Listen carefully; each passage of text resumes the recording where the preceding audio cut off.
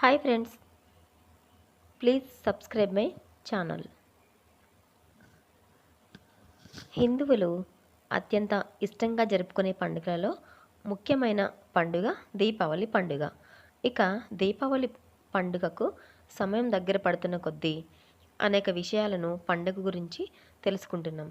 దీపావళి పండుగ సందర్భంగా ఇంటిని అందంగా అలంకరించుకోవడం, దీపాలు వెలిగించడం, కొత్త బట్టలు ధరించి కుటుంబ సభ్యులు బంధుమిత్రులతో సంతోషంగా గడపడం సంపదకు, శ్రేయస్సుకు, ఆరోగ్యానికి, ఆనందానికి మూల కారణమైన లక్ష్మీదేవికి విశేషంగా పూజలు చేయడం ప్రతి సంవత్సరం ఆనవాయితీ. ఇక ఈ సంవత్సరం కూడా దీపావళి జరుపుకోవడానికి అందరూ రెడీ అవుతున్నారు.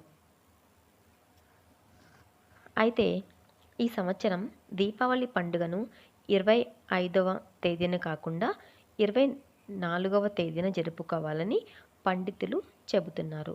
ఇక అందుకు కారణం లేకపోలేదు. అక్టోబర్ 25వ తేదీన మధ్యాహ్నం 2:25 నుండి సాయంత్రం 6:32 వరకు సూర్యగ్రహణం వస్తుందని, అందుకే దీపావళి పండుగను గ్రహణం కారణంగా 24వ తేదీన నిర్వహించుకోవాలని చెబుతున్నారు. చాలామంది అక్టోబర్ 24వ తేదీన పండుగ జరుపుకోవాలా లేక అక్టోబర్ 25వ తేదీన పండుగ జరుపుకోవాలా అన్న సందిగ్ధంలో ఉన్నారు. ఇక ఇటువంటి వారందరికీ దీపావళి పండుగను, లక్ష్మీ పూజను అక్టోబర్ 24వ తేదీన జరుపుకోవడమే మంచిదని పండితులు చెబుతున్నారు. దీపావళి పండుగ నాడు లక్ష్మీ పూజ చేసుకోవడానికి సమయాన్ని, ముహూర్తాన్ని కూడా పండితులు సూచిస్తున్నారు. దీపావళి పండుగ ఈ సంవత్సరం అక్టోబర్ 24 సోమవారం నాడు వస్తుంది. సాయంత్రం 5:39 వరకు లక్ష్మీ పూజ ప్రారంభమవుతుంది. సాయంత్రం 6:51 లక్ష్మీ పూజ ముగుస్తుంది.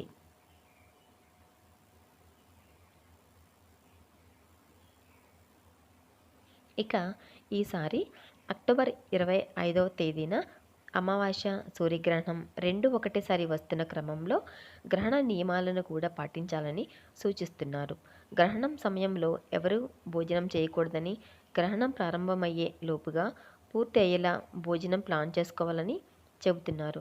నిత్యావసర వస్తువులపై దర్బలు ఉంచాలని సూచిస్తున్నారు. గ్రహణ సమయంలో ధ్యానం, జపం వంటివి చేసుకునేవారు ప్రారంభ సమయంలో పట్టు స్నానం, గ్రహణం విడిచిన సమయంలో విడుపు స్నానం చేయాలని చెబుతున్నారు. గ్రహణం ముగిసిన తర్వాత గృహశుద్ధి చేసుకోవాలని సూచిస్తున్నారు. ఇక స్వాతి నక్షత్రం ఉన్నవారు, తులారాశి వారు గ్రహణాన్ని చూడకూడదని చెబుతున్నారు. గ్రహణం వల్ల కలిగే దోషాలను నివారించుకోవడం కోసం మరుసటి రోజు శివాలయ దర్శనం చేసుకోవాలని, అభిషేకం చేసుకోవాలని సూచిస్తున్నారు. ముఖ్యంగా తులారాశి, కర్కాటక రాశి, మీనరాశి, వృశ్చిక రాశి వారు సూర్యగ్రహణం తర్వాత పరిహారాలు చేసుకుంటే మంచిదని సూచిస్తున్నారు.